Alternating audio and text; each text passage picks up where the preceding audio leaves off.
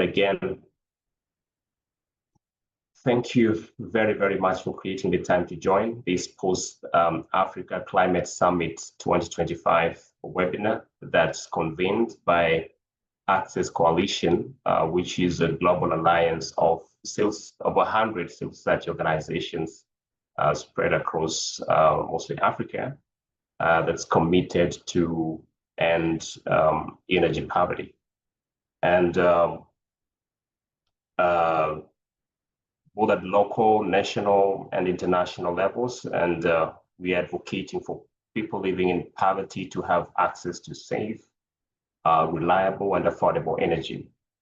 And we are so much excited about you being here today. And we hope we are going to learn from you, from our panelists, and from the attendees who are here today on how we can, implement or advocate for implementation of the declaration that happened at the Africa Climate Summit in Ethiopia, Addis Ababa, just last month. And the objective of this webinar, if you allow me, are fourfold. One is to really unpack the summit outcomes. We'll be highlighting key commitments on energy access and what they mean for CSOs. We'll also be looking at sharing good practices, showcasing scalable community-led solutions in electricity and clean cooking.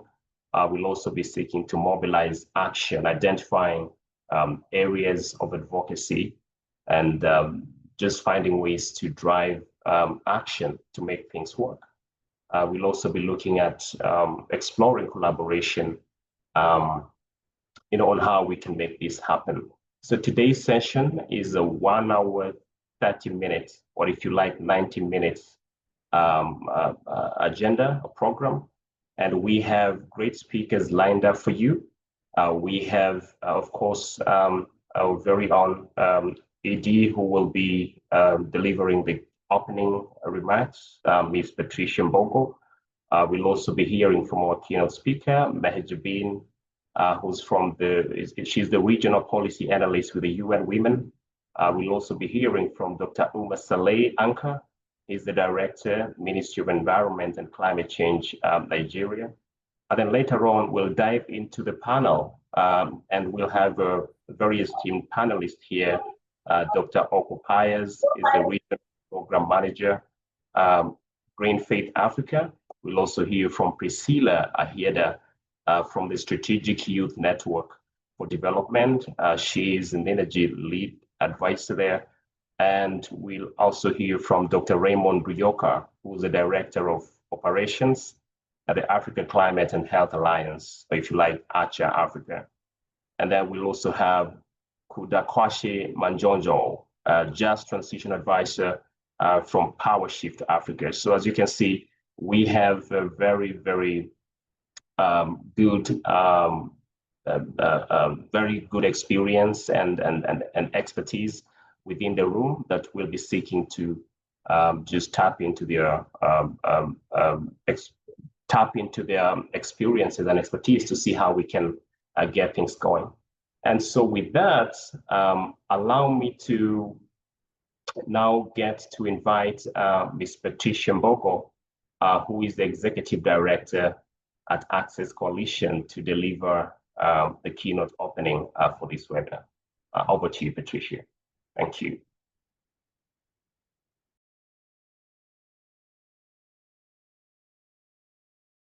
I think you're muted. She's speaking. You're muted. Okay. Confirm if you can hear me from your side. Yes, we can hear you. Thank you very much.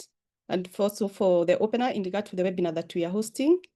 And at this juncture, I would like to welcome all the participants here. Good morning, good afternoon, and good evening to everyone joining us across the continent.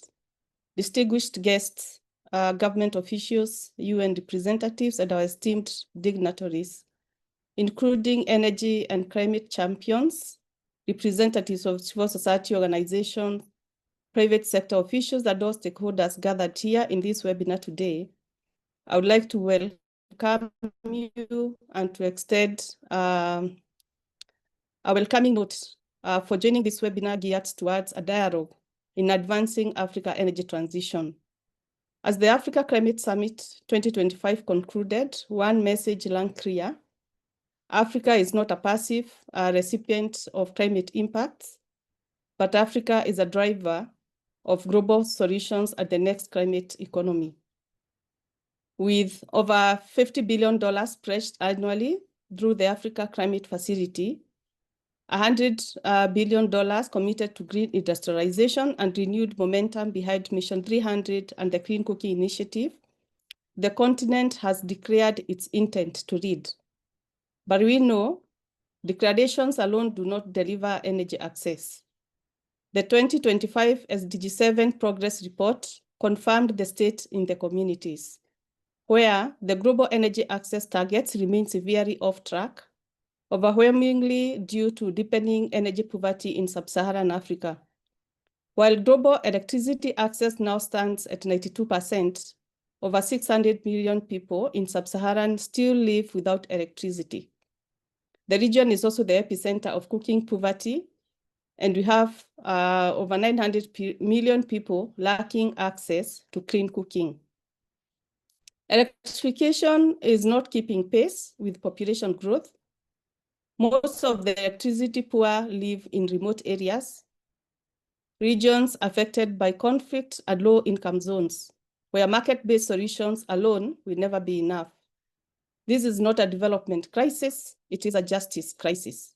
Access Coalition, being a global alliance of civil society organizations, has long championed on this issue on energy access as a human right and the number for development. Our analysis identifies 4 systematic barriers that we need to address. One is on the finance has made misaligned. The investments in energy access declined between the year 2023 and 2024, even as the poverty deepened. Decentralized renewables and clean cooking remain underfunded, while debt-based instruments dominate the financial ecosystem. Policy gaps persist. Many are the countries still lacking enabling environments and frameworks to scale inclusive poor energy solutions. And on the planning side of it, energy systems are designed top-down, disconnected from the lived realities of the communities. On the other side, where the civil society organizations have been pursuing energy access initiatives, they are mostly sidelined, and the shrinking civic space has been shrinking, and they are more engaged in a tokenistic engagement where that's weakening the accountability and equity measures.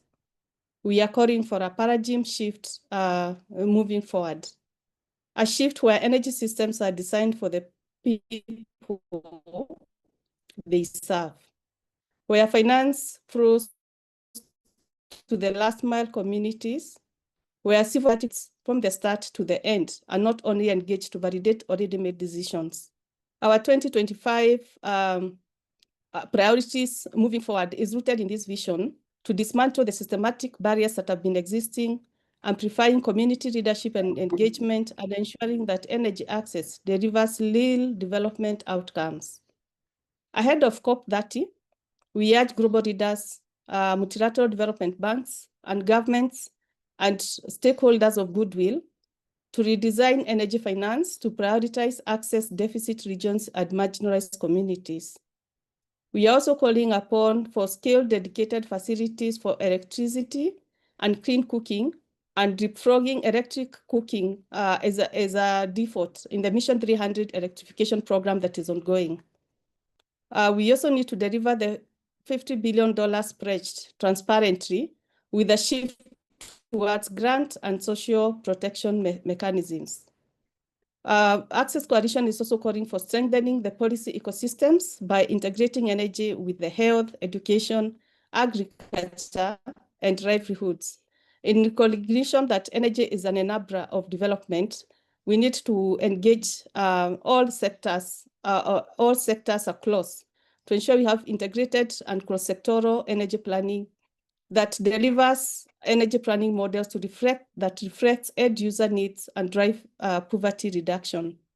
Lastly, we also need to institutionalize civil society participation and engagement across Mission 300, amongst other frameworks that are currently being frog-marched to ensure that we are designing systems that are accountable to the populations we are serving. Access believes Sustainable Development Goal 7 demands bold, justice-centered action. We are ready to convene, collaborate, and catalyze change because energy justice is not just a technical challenge. It is a more imperative. Let us ensure energy justice is not a side conversation at COP30, but a central pillar of climate ambition. We invite governments, funders, and partners to work with us, not just in principle, but in practice. Let us ensure that energy justice is not a side conversation at COP30, but a central pillar of climate ambition. Reach out to the Secretariat team, and we'll be able to engage you further in regard to the approaches that we are pursuing and see how we can be able to transform the continent. The countdown has already begun, and every day matters. Let's all act fast. And now I would like to transition from my statement from the Secretariat and be able to welcome our keynote speakers. Today, we are joined by Ms. Mehjabin Arakia, and she's the Regional Policy Advisor on Women Economic Empowerment for the East and Southern Africa Regional Office, SARO, of UN Women. She leads the regional portfolio on the women in the world of work, covering women's entrepreneurship and employment, including within the Africa Continental Free Trade Area, transforming the care economy and supporting women's economic empowerment through climate action. The ISARO portfolio covers around 25 countries in the region, including emerging economies, conflict and post-conflict economies, and small island states. So at this juncture, I want to welcome you, Ms. Mehjabin, to come and give your keynote address. Thank you. Thank you very much, Patricia, and thank you to all the colleagues who have supported us to be able to be here today. And also a warm welcome to the audience and the participants of this webinar. So with the sort of the reflections from the Africa Climate Summit and what we need to do going forward, I think for us anyway, from UN Women, because I represent the organization that works on gender equality and the empowerment of women. For us, the single most important shift that needs to happen is that we need to make gender equality a non-negotiable, measurable dimension of energy policy, of finance and project design, from the national planning all the way to the contracts that investors sign. Why this matters? Africa is rich in renewable resources, as Patricia has already mentioned. We also know that roughly 600 million people lack reliable electricity. But according to the UN Gender Snapshot of 2023, by 2030, an estimated 341 women and girls globally will still lack electricity, and 85% of those will be in sub-Saharan Africa. So the gap is not only about infrastructure, but it's about who benefits from investments, who gets the jobs, whose work is made easier, and whether projects reduce or reinforce inequalities. We understand and we see that the climate dialogues and discussions are reinforcing and replicating the inequalities that we see in society overall. So even though this is an emerging space, if we are not actively conscious and deliberate in terms of the inclusivity, we will be replicating the same inequalities. So left unaddressed, the transition risks making not just the gender equalities bigger, but we see the inequalities in employment and leadership, as well as access to finance. So this shift that we're talking about, what would it look like? First, it must be mandatory to integrate gender into energy planning, including in the NDCs, the nationally determined contributions, not as a footnote, which is what generally happens, but with clear targets. For example, the percentage of households that will get electrified with an attention to women-headed households, or the percent of energy jobs that will be accessible and taken by women, and gender-tagged budget lines for every energy project. Second, gender-responsive climate finance. We all know about the climate funds, and Patricia also mentioned several others that have been inaugurated and announced at the Africa Climate Summit. So in that, we want to see climate investments to hold instruments that include instruments that are specifically targeted to women-led enterprises, create credit guarantees for women-led enterprises and enterprises that benefit women, to have concessional loans, blended finance, and other financial instruments that reduce entry barriers for women to come into the market as well as the workplace. Today, women make up only a tiny share of energy startups and founders, and tailored financial instruments can change that if we are deliberate in our planning. Third, care-sensitive infrastructure. So the majority of unpaid care work in Africa is done by women. Women spend about 3 to 4 times more time in unpaid care work than men. Unpaid care work includes, for example, fetching water for the household, fetching fuel, and cooking for the household. So care-intensive infrastructure and in energy planning must recognize how energy reduces unpaid care responsibilities. As an example, we need to look at how we bring in cleaner and fuel-efficient cooking solutions, how we look at water infrastructure to come to the household, because in 2025, really, nobody should be fetching water. And women currently spend 3 to 4 hours a day fetching water, which makes them unable to do other things like finish education, engage in the economy, or just take a nap. So we need reliable water, we need reliable electricity, and we need women to be able to achieve more in their lives as a result of this. Fourth, we need skills and inclusion. So here we're looking at investing in fast-track reskilling for women through entrepreneurship, mentorship programs, etc., so that women can quickly move into the technical and leadership roles in the renewable energy sector. In sub-Saharan Africa, women currently hold roughly about a quarter of leadership roles in renewable firms, and we must really turn that into a priority. So embedding gender into the core commitments, changes the incentives for governments, for funders, and for private sector.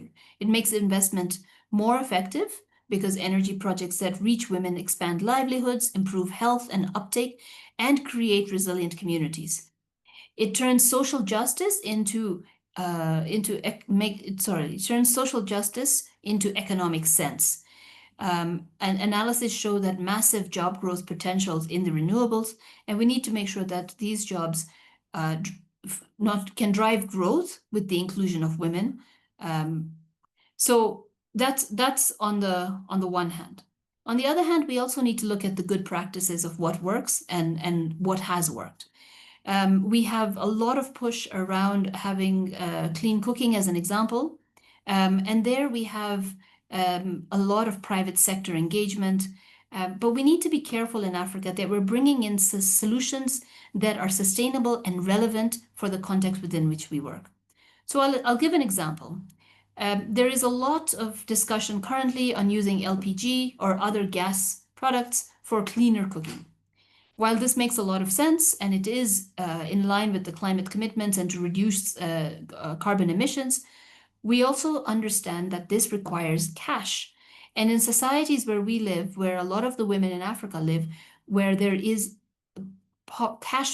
cash poor, they don't always have access to cash to be able to buy the the LPG, etc., that they need, or the equipment that they need. So in essence, what we are telling women is that they may have already grown the food that they have, but they are not able to cook it to feed their children because they have to find money to buy the fuel to be able to have energy efficient fuels. So when we are proposing interventions, we need to be very cognizant of the reality of the people within that we are serving and where we live, to ensure that solutions are relevant for that context. The one thing I would also say to a civil society network, and given that we are now going into COP, and looking at the global action plan that will be hopefully endorsed at the next climate COP in Berlin next month, is that the civil society movements can align more strongly with each other. So for civil society, as UN Women, we are facilitating a platform called the Feminist Action for Climate Justice under Generation Equality, which you can also look up online on generationequality.org to see what the commitments are and to see if your governments have made commitments there. And then to also join the Women in Gender constituency, which is the civil society constituency of the UNFCCC, which in Africa is led by Akinamama Africa. We will share these contacts with the organizers of this webinar, and they can share it out to all of you. And if you're interested, you may join either of those to align really the advocacy messages and to also follow implementation and accountability. Thank you very much. Thank you, Ms. Mahjabin, for the keynote address. And we have learned a lot in regard to what we need really to amplify at this stage, and also the efforts that civil society organizations can bring forward. And now I want to welcome our last guest, who is going to give us the keynote address, and this is Dr. Umar Saleh Anka. Dr. Umar Saleh Anka is a director in the Ministry of Environment and Climate Change, Kano State, and is an experienced professional with extensive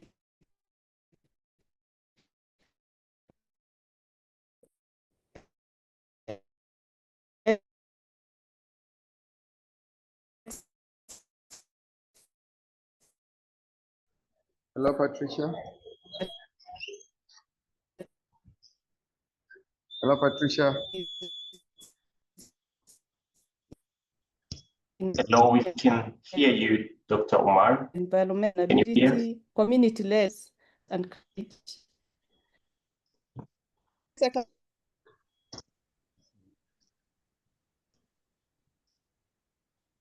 Hey, Patricia, I think you seem to have, your connection seemed to be freezing. Yeah, I think I cannot hear Patricia. But can you hear me? Yes, I can hear you. Oh, great. I think he was just almost concluding to just give a quick introduction of who Dr. Umar is. And with that, I think we could hand it over to you to deliver your keynote remark as well. Over to you, Dr. Umar. Yeah, good afternoon, all. My name is Umar Saleh Anka, and I'm the errand boy for the Access Coalition in West Africa. I'm from Nigeria, and from what we heard from our speaker is just to say that what we're going through, especially I just want to speak on the context of Nigeria here, that what we've been doing around climate change, especially in northern Nigeria, where we are bedeviled with the impact of climate change as a result of reduction in the rainfall around northeastern Nigeria, which culminated to the issue of insecurity by which led to issue of Boko Haram and other cases. That's why we were in Nairobi last week or last 2 weeks to discuss how we are going to cope with the impact of climate change. I just want to say to the participant that we at Nigerian Hub, we are galvanizing the civil society organizations and other non-state actors to discuss issues that has to do with policy around climate change. You can see like, hello, can you hear me? Hello. Yes, we can hear you. But you are muted now. You unmute.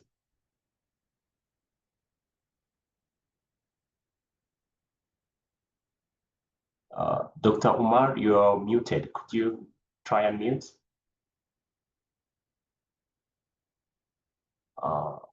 And see if we can do it from our end. Can you hear me? Yes, that's better. We can now hear you. We lost what you said the past few seconds. Maybe you could start it over.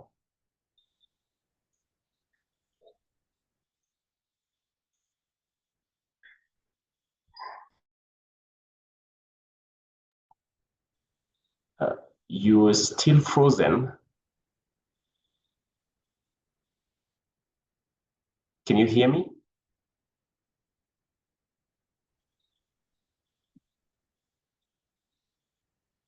Hello, can you hear me, Dr. Umar?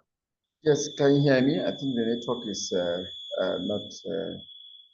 Can you hear me now? Now we can hear you, yes. Now we can hear you. Please go ahead. Or you could also go off video to save the bandwidth for good audio.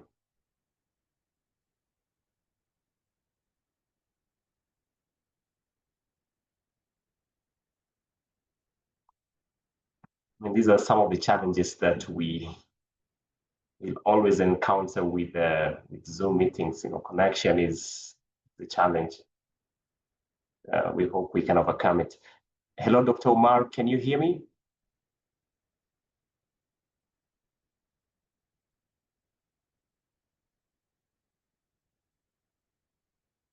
Oh, I think we lost him.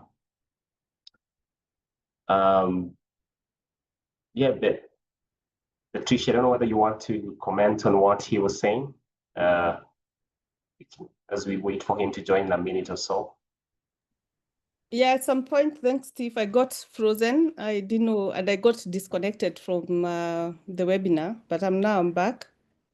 So I didn't grasp exactly what he said. He looked frozen for my, yeah. Yeah, I think he just started sharing about, see, he's back Yeah, now. Yes. Umar, can you hear us now?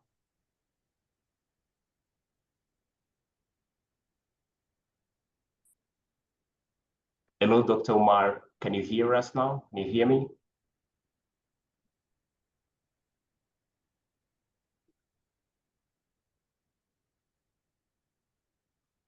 Can you hear us? I think he started painting a picture of the situation in Nigeria, and he was talking about the issues of Boko Haram and other climate-related challenges that they are encountering in Nigeria. And yes, Dr. Umar, can you hear me? You're muted if you're trying to talk. Please unmute. Can you hear me now? Yes, we can hear you now. Great. Over to you.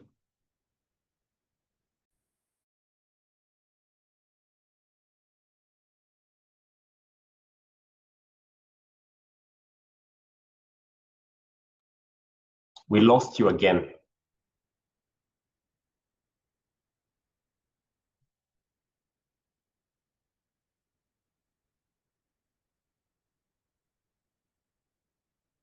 Hello, Dr. Umar, we lost you again. Can you hear us?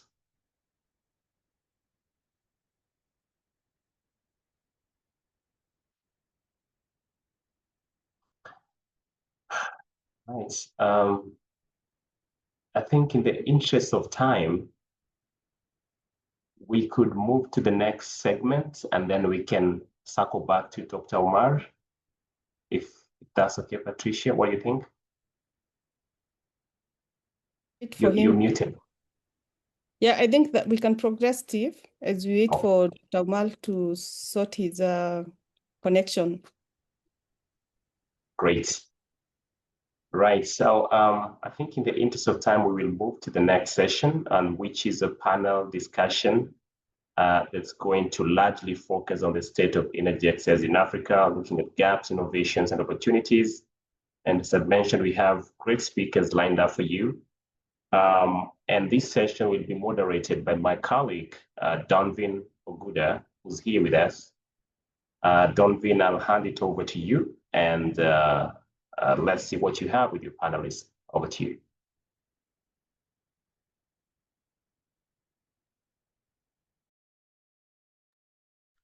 Thanks, Steve. Thank you. I see the angels of network have decided to conspire.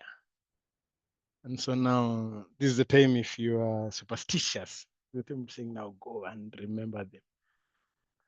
Thank you very much to our keynote speakers who've come before me, Patricia, Executive Director, and Majin on for setting the tone so high and setting the temperature and the mood, and just basically setting the pace and telling us what's happening. You said the stage so powerful. As you've noted, the African Climate Summit reaffirmed that Africa can lead on both climate action, but translating that ambition in real energy access still faces deep systematic barriers. If I picked from you, I think I picked 4 key areas that you mentioned. 1, finance that doesn't reach the people, solutions where poverty is highest. 2, policy gaps in countries that need enabling environments to deliver SDG 7. 3, legacy planning that focuses on infrastructure rather than real human development outcomes. And 4, limited civic voices with communities and CSOs often left out of decision making. Our panel today will unpack these issues and, more importantly, explore where innovation and opportunity lie for us. We have an amazing panel here to work with us. We are joined with top of the list, Dr. Oko Pius, Regional Manager, Greenfaith. Dr. Pius is a climate policy and biodiversity conservation expert. With over 9 years of experience in the development sector, he serves as a regional program manager at Greenfaith Africa, leading climate justice campaigns across more than 9 African countries. His work focuses on building an inclusive African environment that amplifies grassroots voices for equitable climate policies and urgent climate action. He also chairs the board of the Eco Steward and Humanitarian Foundation, and sits on the advisory board of the Amina Mohammed Center for Climate Change of Nasarawa State University, Nigeria. Previously, he led leadership roles at the Pan-African Climate Justice Alliance, PACJA, in Kenya, and ACAC in Cameroon, advancing climate justice and sustainable energy and transitions in Africa. If you are in a physical room, I'll be saying rise up and give him a round of applause. So at this particular point, wherever you are, rise up and give him a round of applause. He may not see it, but let him feel it deep down our hearts. Our second panelist, Priscilla Adogo, is the energy lead at Strategic Youth Network for Development, SYND in Ghana, where she plays a key role in advancing youth engagement and sustainability in the energy sector. She's actively involved in shaping discussions around mini-grids and energy access in island communities, driving inclusive solutions for local development. Priscilla has represented SYND Ghana at several high-level national and international forums, including Access Coalition workshops, COP29 in Baku, and Africa Just Transition Network annual meeting. Her work reflects a strong commitment to ensuring that young people are central to African just energy transition and climate action agenda. Another round of applause as we welcome Priscilla to the stage. And Priscilla, with that, you can have your video on so that you can get to see you. Next is Dr. Raymond Rioka. Dr. Raymond is the... Sorry. Yes, Dr. Ari. Okay. Yes, Dr. Ari. I think we agree, Dr. Ari, that probably at the end of the panel, we can have you. Hope that's okay. Okay, thank you very much. I think I'm complete. Thank you. Thank you, sir. Thank you. Thank you. Dr. Raymond is the Regional Director of ACA Africa African Climate and Health Alliance, an alliance of more than 345 civil society organizations advancing climate and health integration and policy influencing across 38 countries. A Ugandan public health specialist with a focus on environmental and climate change, Raymond leads efforts to address climate change while protecting and promoting climate resilient public health systems in Africa. Round of applause as he gives us that amazing smile and takes the stage. Thank you, thank you, thank you, thank you. Let me confirm that we have Kudwashe Majonje in the room. Do we have him? I think I'd checked earlier, but No, I think he had some network issues and he dropped. Yeah. Awesome. Okay, so with that, then I think we'll have the panelists. We have the three panelists, and we'll take it on head on. Thank you very much to our panelists.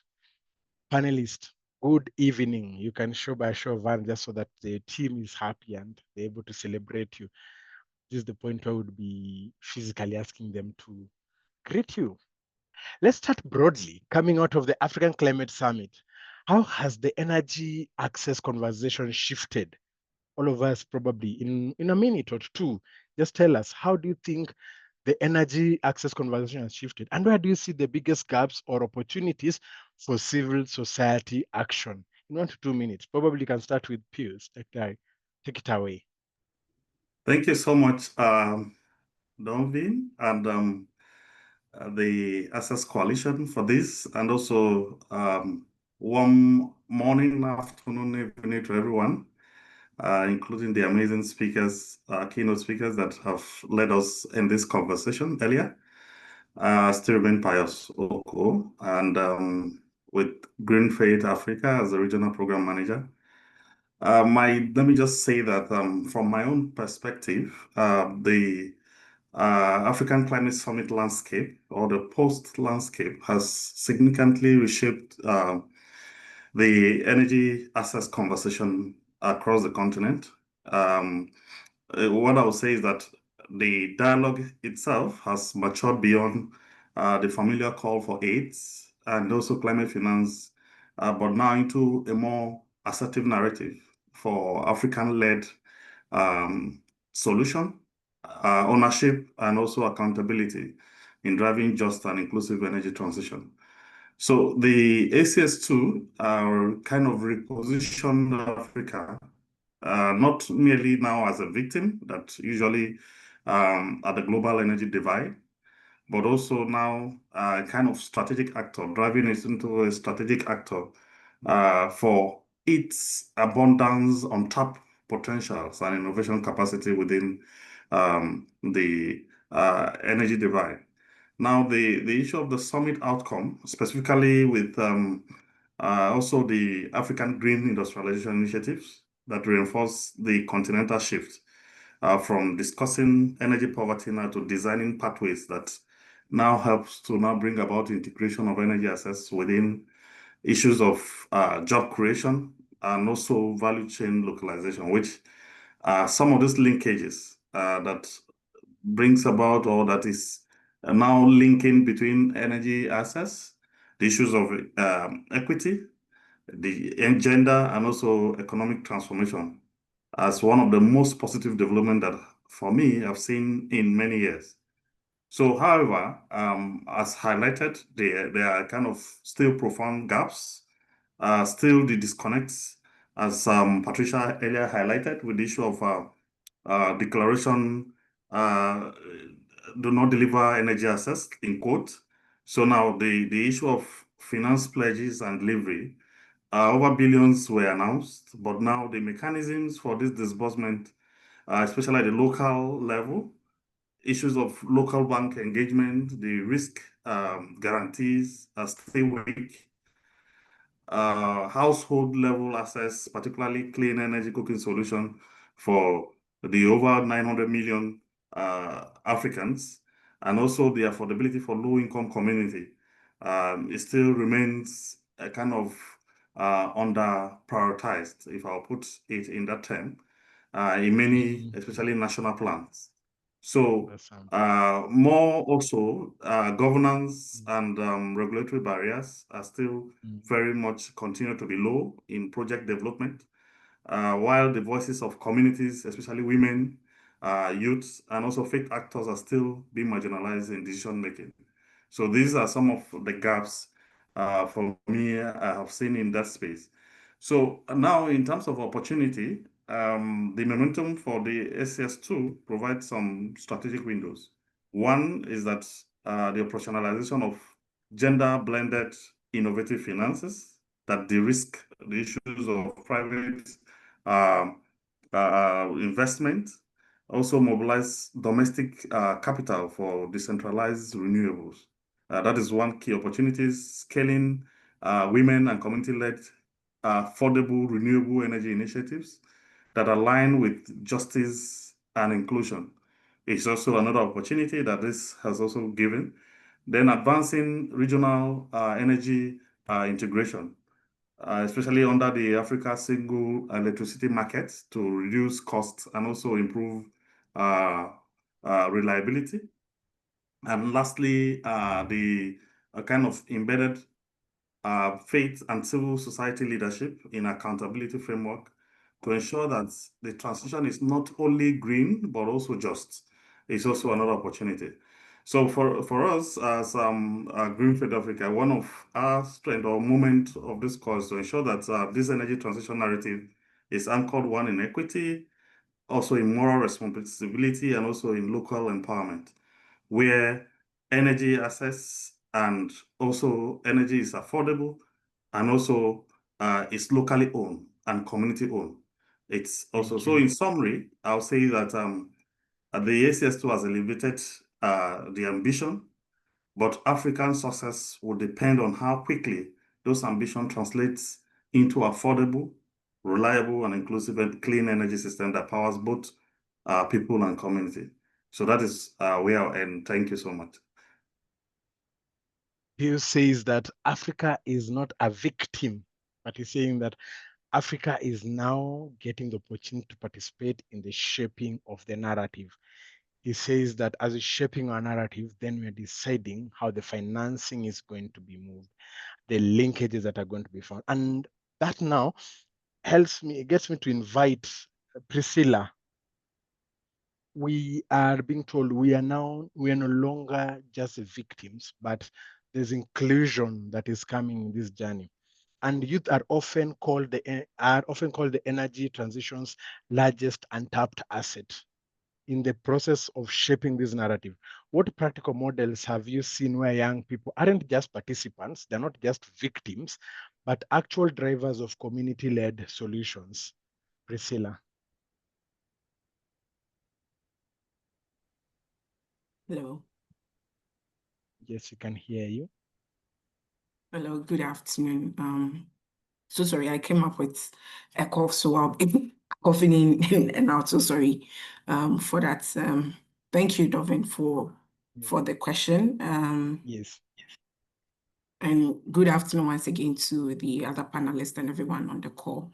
I'll go straight into the question that you asked. And I would say that from my experience and from my perspective, I would say that indeed young people are often referred to as the largest untapped access for energy transition, but increasingly across West Africa, because that's where I'm coming from. But then we are seeing youth not just, very recently, we've seen that youth are not just participating like before, but now they are actually driving solutions at the community level. And this goes beyond involvement in just dialogues like initiating enterprises, shaping policy spaces and leading social innovations that address energy access gap.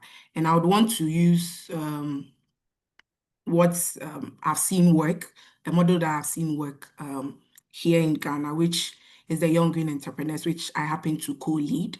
Here in Ghana, through the Young Green Entrepreneurs, we've seen youth-led enterprises develop community-scale clean energy solutions. For example, some young people in our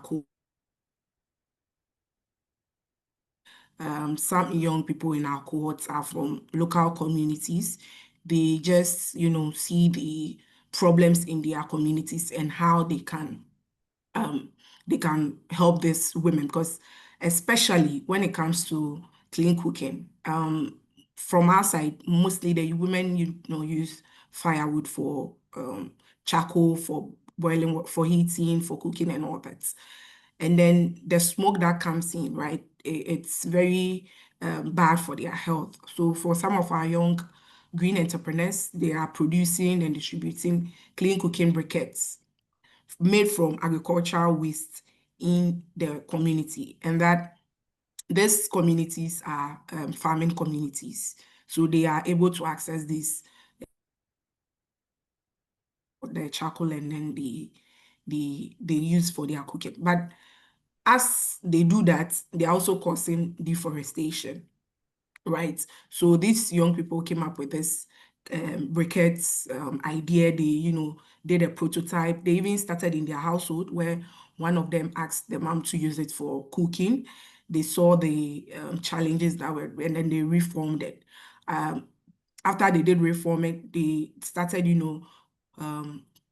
moving it household by household for the women to, test and see how it works, right? And these are smokeless charcoal, right? These are not charcoal that you need another fuel, so that's you need another thing to, light it. That will cause smoke and all that.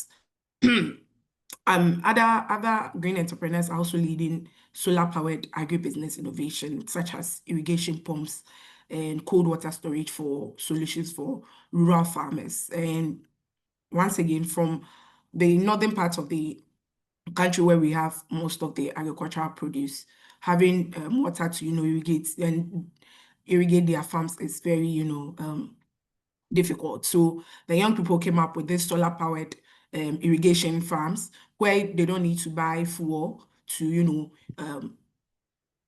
process this irrigation farm for them to start using it. But then as they did this solar-powered innovation, it worked with, they piloted with some of the farmers, and now they are seeing they just need funding to, apps of the north, right? So these young people, I would say, they are not just like bystanders. Now they've seen how important the conversation is when it comes to energy transition and what they can do.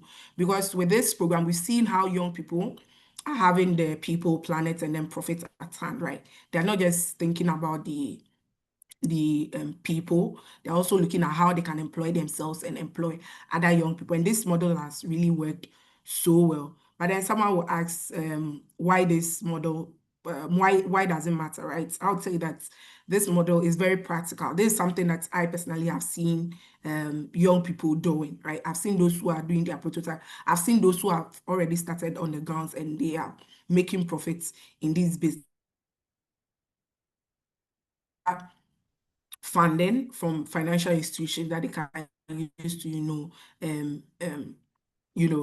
upscale whatever they are doing, right? And for us, what we've done is to link some of them to the Agricultural Development Bank, because they work with some farming communities in the country, right? So that's what we are looking at. So I'll just put my thoughts here, and then if there are other questions, I'll be happy to respond.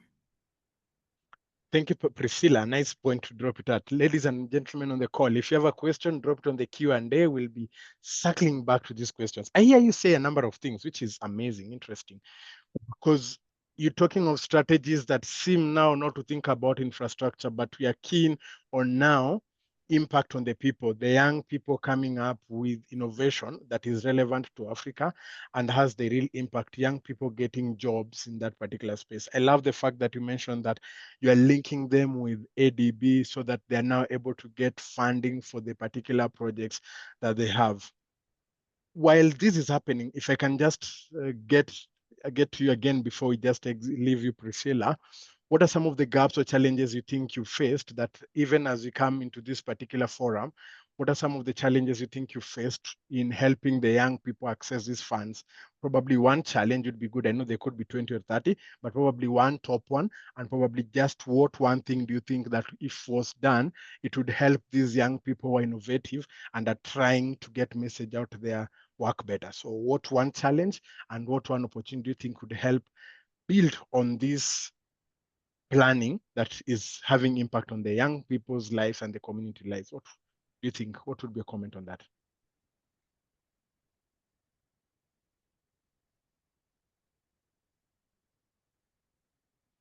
Hello, Priscilla? Dovin. I'm missing you. Okay, let me come again. I'm saying you've mentioned, I think you've Yeah. mentioned a number of innovation by young people in Ghana, which is amazing because you're now seeing you talk about young people are actively participating in changing the narrative and how the energy Hello, access is Dovin. You being. keep breaking. Am I breaking for the rest? I can hear you clear. Maybe my network, because like you keep breaking. Okay, I'll speak Please slower go so on. that when it breaks, you find me somewhere on the way, right? I'm saying Okay, you've sure. mentioned young people are actually now actively participating in shaping the narrative by coming up with social innovations that are helping to advance energy access in Ghana, and you're seeing this happen. You've mentioned the solar innovations and everything that are happening. The impact that you're now seeing in the society, we've talked about young people even getting jobs within these particular spaces through the innovations. Mentioning that you've actually managed to even link them with funding. Question though, what challenges have you faced in helping these young people access the funds? And what do you think, if was done, would make it even easier or better for the young people to access these funds?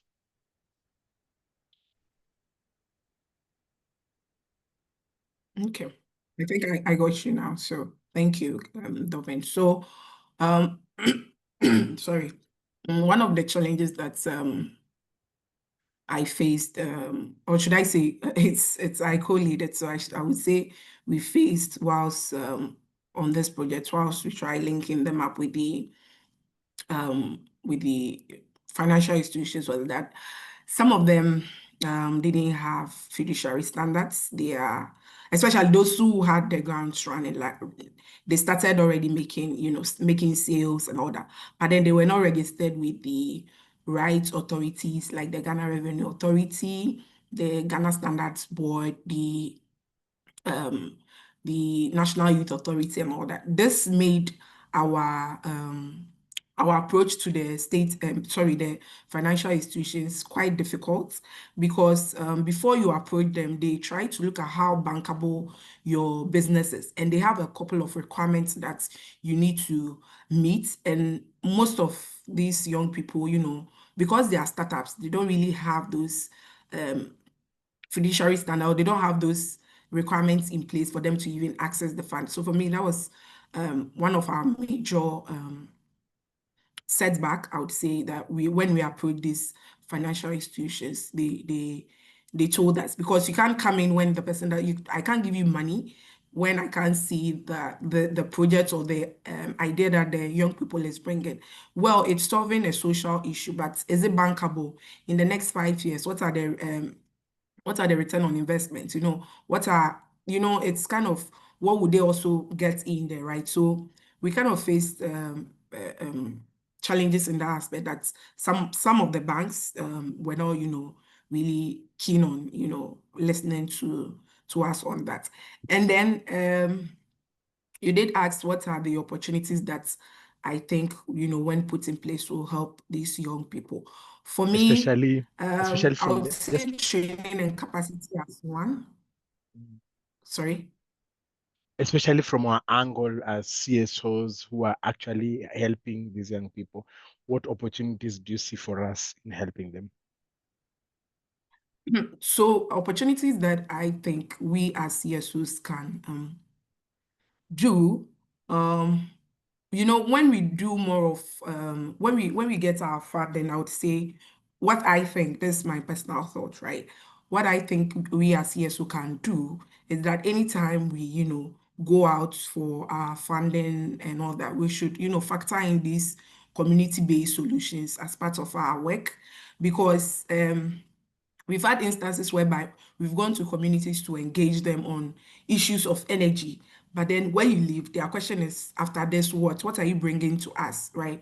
We go on the grounds and you see that there are issues that when you give out to young people, they'll be capable, even they themselves give out these problems and the solutions that they think would, best fit for them, right? So I think as CSOs, if we can, factor these young people in this, giving them some access to funding, right? What we have started as the Young Green Entrepreneurs is to do something called the Agent 2K Prize. We started in our last workshop that we had with them. What we do is that when we come for workshops, we do trainings for them.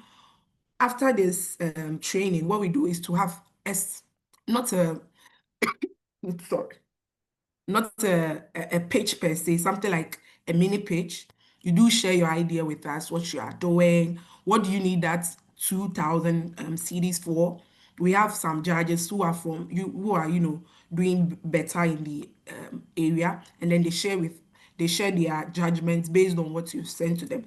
So we see this as a way of contributing to them upscaling. I know 2K is not that much, but at least it will help them to maybe register their business, maybe get to Ghana Revenue Authority to get their business in there, so that they will know that they'll be legit in a way, or legal in the space. So for me, I'll just share this as what CSOs can do, or the opportunities that we can help young people with.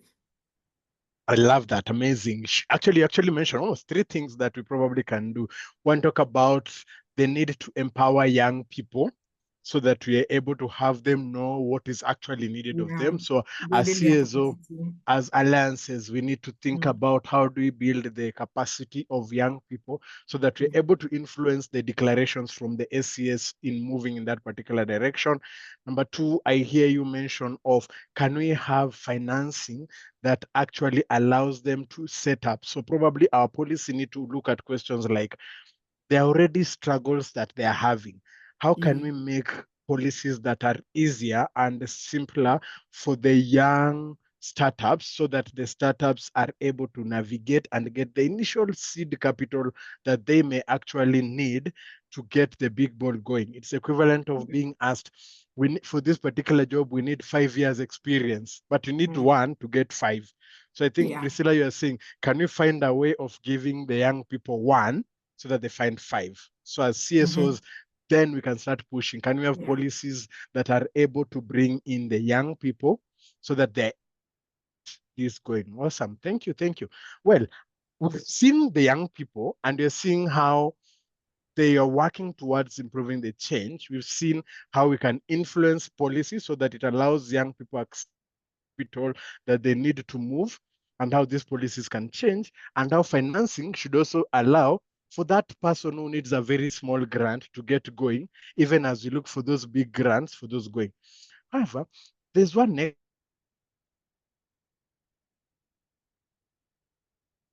is a nexus. However, as you look at it, the intersection between energy and health often goes underexplored. How can improving clean cooking and electrification directly advance health outcomes and strengthen resilience? This goes to Dr. Raymond. We constantly say that energy is a nexus of all this, but then how can that intersection between energy and health that is underexplored, how can improving clean cooking, electrification, how can it directly advance health outcomes and strengthen our resilience as a continent? To you, Dr. Raymond. Yeah, thank you very much. Can you hear me? Loud and clear, sir. Thank you. I appreciate the Access Coalition team for putting this together. I thank our last speakers, our keynote team for the great submission. I wished first, before I delve into the area of asks, to share my view on participating in Africa Climate Summit that ended in Addis Ababa, but also having attended the first one in Nairobi last year. So I have 3 areas I see that have changed and are going to be good for coming out SCS 2. 3 things. One of them is about, of course, about health. We saw a lot of good things coming through about the health being brought at the fore, especially on areas discussing about financing, where leaders pledged to establish dedicated financial mechanisms for addressing climate-related health threats. from deadly heat waves to the spread of vector-borne diseases. I think for me as a professional health professional, this is key for us.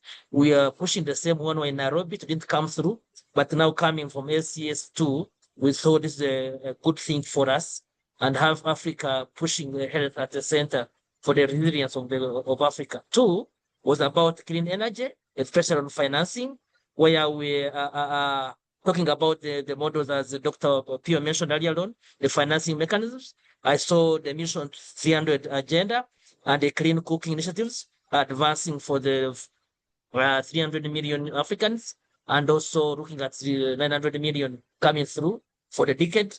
But also leaders called upon Africa share global renewable energy investments to rise from a meager 2% to 20% by 2030. I think these are the key areas. The third one was about, as I mentioned, from UN Women, issue of justice and gender. We saw that the official launch of the newly developed Africa Just Resilience Framework, which will work alongside the Climate Justice Impact Fund for Africa. So climate justice and gender are coming at the center of the climate negotiations. So to me, these are the key 4 areas I thought would take home from SES2, which were not before, which I believe SES3 would be key to ensure that we actualize this financing for those as advocates, to ensure that, especially in the energy sector, how we ensure this financing should go down to the communities. On the question asked in relation to what are those areas, I think nexus of energy and healthcare, this is very key for me, basing on the impact energy transition has brought, but also energy has brought the impact to the health sector. We know that the healthcare system largely rely on energy transition. I think let's move my video just in case to effect on the bandwidth. The healthcare rely heavily on energy utilization.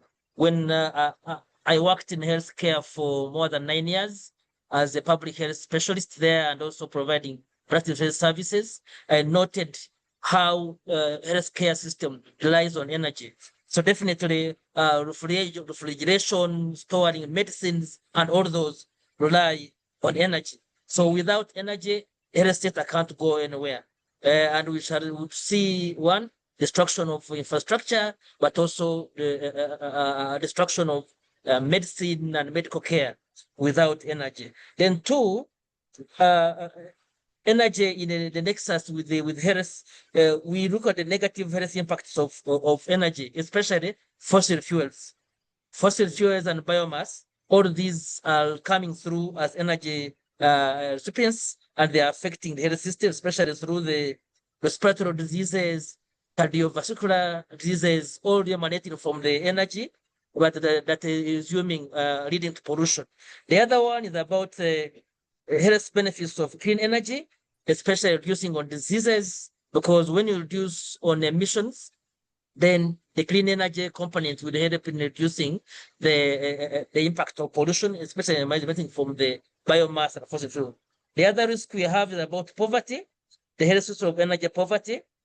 We are not that in the globally, we know that according to WHO, pollution itself emanating from the energy emissions has led to 2.9 years reduction, especially in what we call life expectancy. Globally, pollution emanating from the emissions of energy has led to 2.9 years reduction, especially in life expectancy. So this is very key for us. So what are we talking about here? We are talking about reducing air pollution and respiratory illnesses. So this is key, especially in working in relation to addressing health and energy nexus.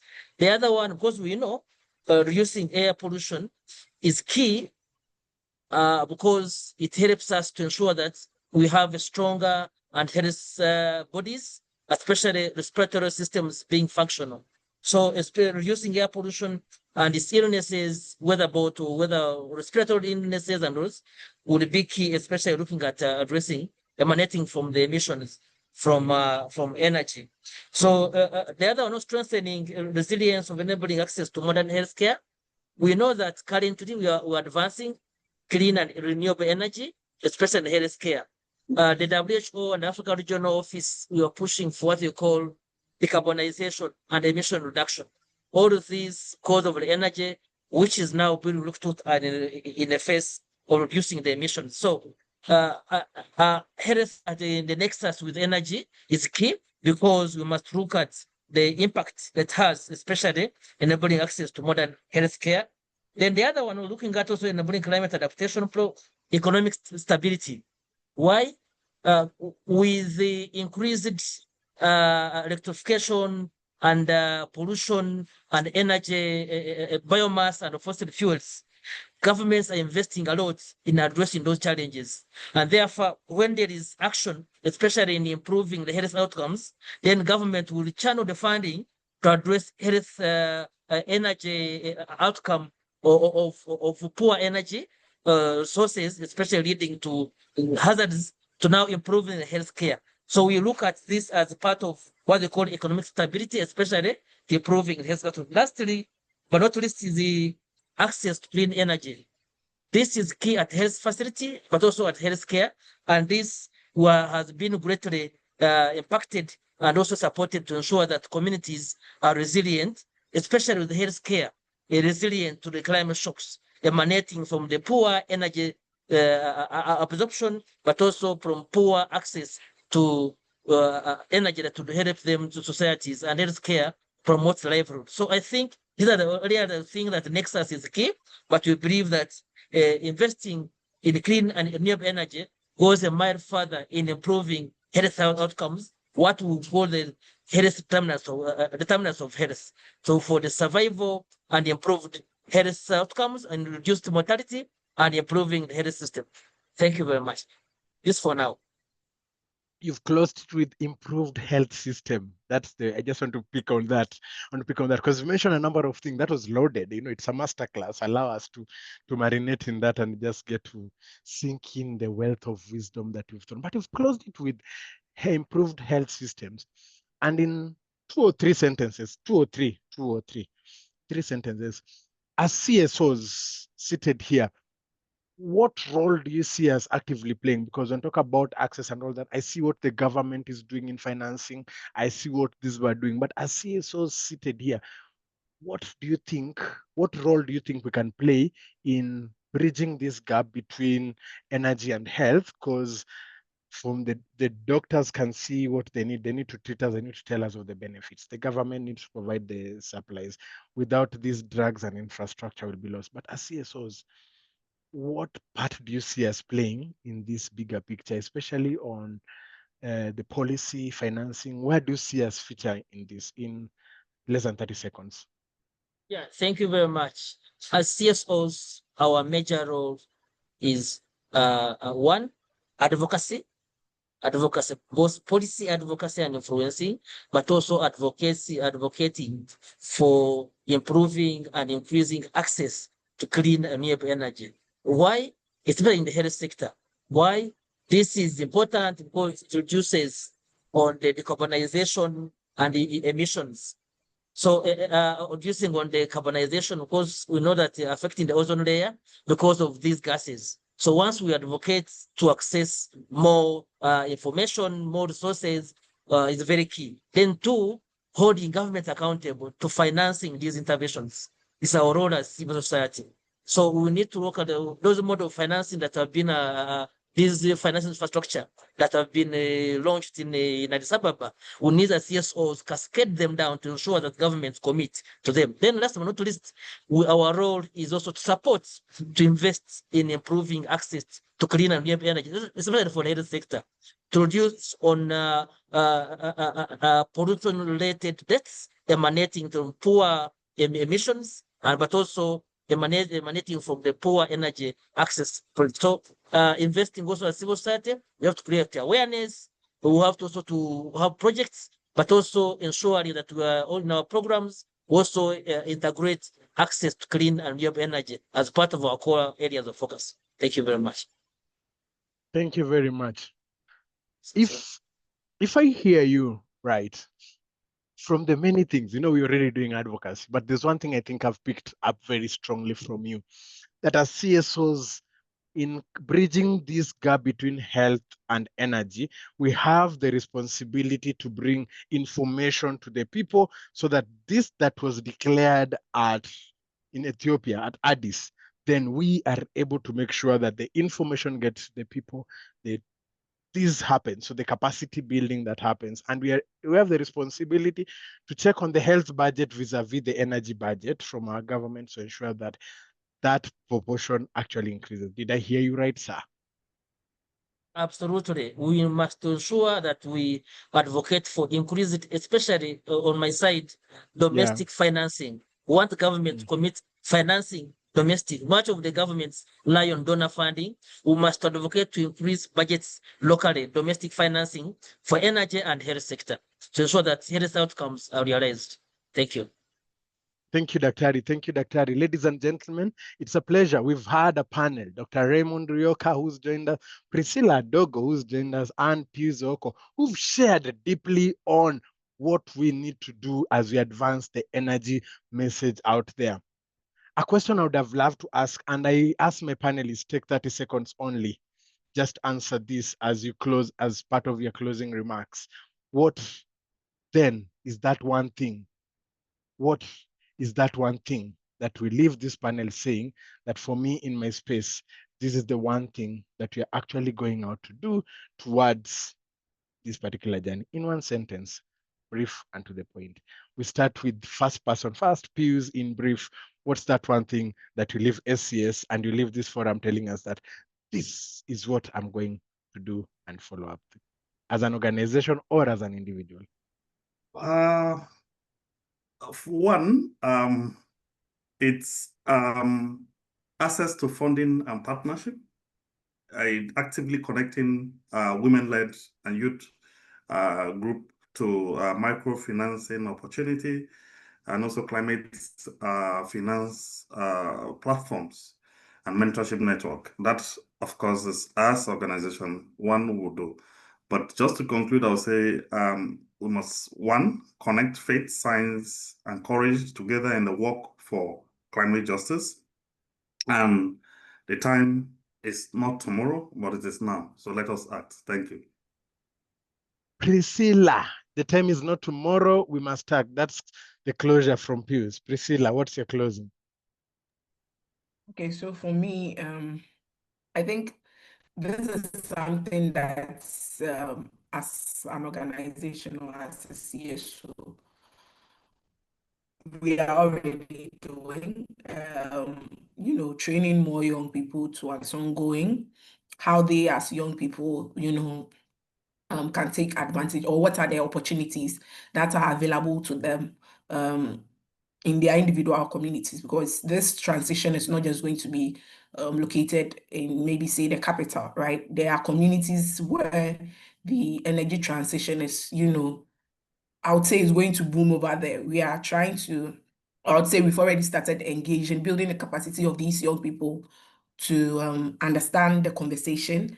When they meet with policy makers, what are the relevant topics, or what are the relevant discussions that is on energy transition that they can bring on board, and what are the opportunities? Because looking at our transition plan as a country, where can they fit themselves to, become relevant, right? So for me, that would be my closing remarks. Thank you. Thank you. Let's empower them so that they know the right conversations to bring to the table when they meet policymakers. Nice way to part it up. Daktari. Yeah, thank you very much. I think for me, from SCS1 and SCS2, which is our forum we have been pushing through, I see from here is to draw the more CSOs to join on the cause to ensure that what has been agreed upon by governments are put in place. That is amplifying the voices of the community to ensure that they have a say in what has been agreed upon. The launches have been done, but what's happening on the ground? So my role will be now to ensure that we bring more CSOs on board to advance clean energy, renewable energy, to ensure that Africa and all forums and communities, especially women and girls, and those with disabilities, access clean and safe and renewable energy for the health, improved health outcomes. Thank you. No one is left behind, making sure everybody is onboarded on this journey. Thank you all. What's clear is that achieving SDG 7 requires shifting system, not just scaling technology. We need finance that reaches people, policies that enable inclusion, planning that responds to real needs, and voices that shape the agenda. As Access, we'll continue connecting these dots from policy to practice, from summit halls to village halls. Thank you for joining us, and let's stay intentional about turning commitment to change. Back to you, Steve Ogutu. Wow, thank you very much, Donvin, and your panelists for that very insightful session. I think you'll agree with me that it's been a very, very insightful session. Lots of lessons and ideas shared there on how ACS declaration can be translated to meaningful impact. And just like you have highlighted, that for that to happen, CSOs must be featured prominently in the implementation of this declaration. This declaration, for it to succeed, then it must also focus on financing community-led actions that youth and women, we must unlock access to finance and partnerships for youth and women to scale the work they do on energy access. And we have to set up, our governments in Africa have to set up the right policies and avail the right capital, that goes into energy access. And of course, the nexus between health and energy access has also featured very prominently. And the connections between faith and science as an enabler for just energy transition has also featured very, very prominently. And so thank you so much for your panel, Donvin. And if you remember, before we jumped into the panel session, we were hearing some words from Dr. Umar, who is the Director, Ministry of Environment and Climate Change from Nigeria, that he was interrupted by some internet connectivity issues, and now he's back. Maybe we could hear from Dr. Umar briefly before we transition to the next session. And at this juncture, please allow me to apologize. I know we were supposed to end by 4:30 East Africa time. Please allow us 10 minutes, and I promise you we should be done in about that time. So over to you, Dr. Umar, if you can hear me. Yeah, thank you very much, and I'm sorry for the technology. The transfer is not just. Okay, because we are talking about just transition to energy. Nigeria has just validated its energy transition document, which I will share with Patricia. And I am more of a civil society person because, one, my background, I always support, as a director of climate change, what we created now is to create a hub where all the state and non-state actors that are practicing around environment and climate change, we have the database, making sure that all that we're doing is we co-create with the civil society organization, because we just developed and validated our climate change policy in Kano State, which is a product of the citizens group and civil society group. So civil society are the voice for the voiceless, are the canvassers, and are the advocates, and they are the decision. In fact, they are the decision makers, because without hearing from the civil society, I don't think there's any movement or any document that will have can stand the test of time. So we as civil society, because I'm the founder, Center for Environment and Rural Development, and energy transition is what we've been advocating. In Kano State now, one thing we achieved now is, one, to address issue of corruption in terms of fueling generators that are powering our street lights. We now transition to solar energy. It's a one-off business. It's just a maintenance that we are dealing with now. If there's any, our population is more than 16,000 people in our state, in Kano State. So at least we have addressed that. So just to tell you that it's a pressure from the civil society group, And Access Coalition has been in the forefront in training us and making sure that we're doing the right thing. Thank you very much for listening to me. Well, thank you very much, Dr. Umar, for those great remarks. And at this juncture, allow me to now invite my colleague, Wendland Muhatia, who is our Senior Research and Policy Officer, to take us through the next session as we close up. Over to you, Wendland. Thanks, Steve. And good evening and good afternoon to the colleagues attending this webinar. So I don't be the person who is going to stand between us and our 4 o'clock tea. So I'll be quick to try and wrap things up so that we can catch our other activities. So one thing that I think we've all caught from this is declarations do not deliver energy access. And from all I've heard is we are more ingrained to advocate on matters related to energy planning and energy financing. And all these are going to be backed with some sort of influencing policies so that they can achieve our desired goals. So on the matter regarding just transitions, a lot has been mentioned, and I'm glad that a lot of insights have come out, such as when you're talking of these investments that are being spewed all over, who is benefiting from this, who are getting these jobs? What about when you're talking about inclusivity? What about the unpaid work or activities that is done mainly by women? When you look at the youth, why are they getting some sort of hindrances in trying to get access into some of these enterprises that are around energy access? So all this, I've seen also there are some matters related to, and I liked Raymond brought it up, they're trying to advocate on matters related to local financing by the local financial institutions, which are all great.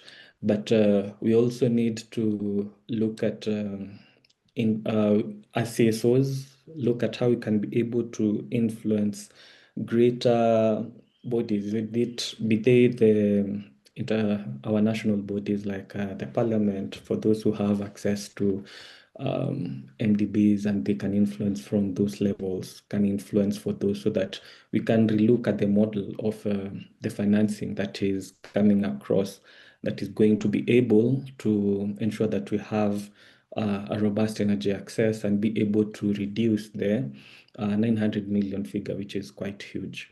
So having said that, I'm really glad, and I'm really glad for you according your time to us so that we could just have this discussion here.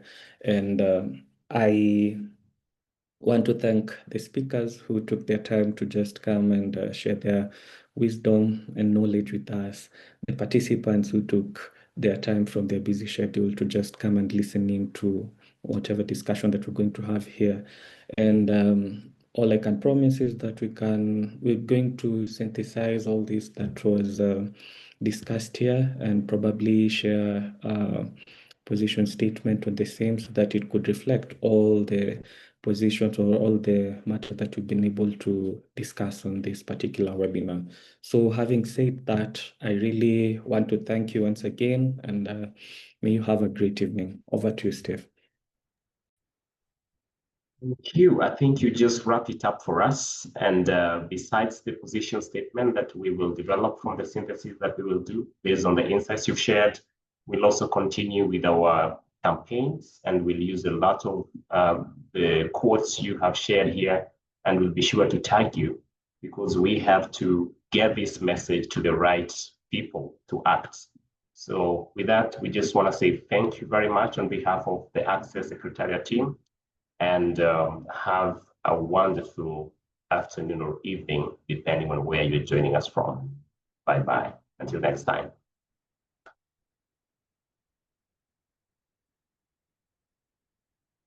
If you're able to unmute, you can unmute and say bye. Yes, bye Bye everyone. bye. Thank you so much. Thank you. Yeah.